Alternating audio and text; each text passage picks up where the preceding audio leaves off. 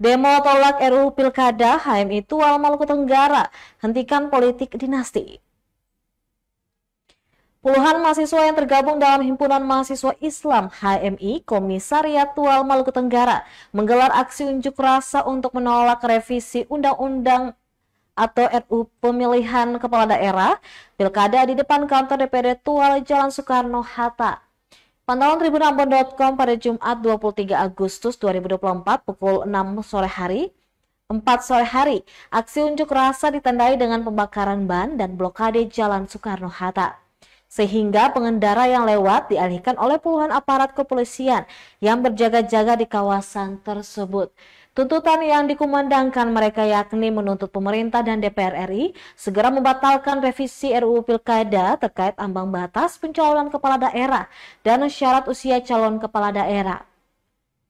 Rio Aditirto Maswatu, Koordinator Lapangan Aksi Unjuk Rasa, mengatakan pemerintah harusnya menghentikan segala upaya yang dilakukan untuk melegalkan politik dinasti.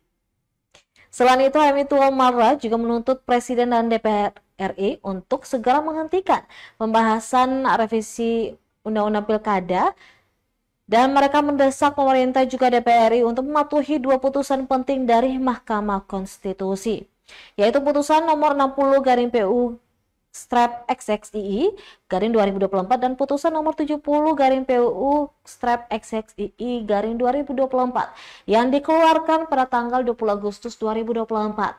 HMI juga menolak dengan tegas segala upaya revisi Undang-Undang Pilkada yang berpotensi melemahkan sistem demokrasi di Indonesia.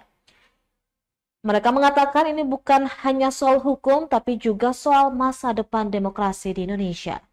Terkait dengan penyelenggaraan undang-undang PU terkait putusan Mahkamah Konstitusi sama undang-undang baru yang dikeluarkan oleh DPRD Dewan Perwakilan Rakyat. Dan pada saat ini kami dari Mahasiswa Islam dari pusat terus kepada sabang-sabang maupun jajaran untuk berjalan untuk membatalkan dari putusan DPRD Republik Indonesia.